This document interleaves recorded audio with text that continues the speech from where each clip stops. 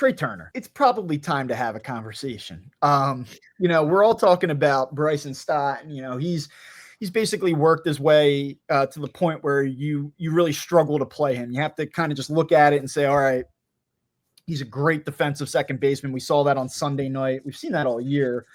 He's a good dude. I still think there's a little bit of a feel for the moment, but that's kind of probably overblown at this point.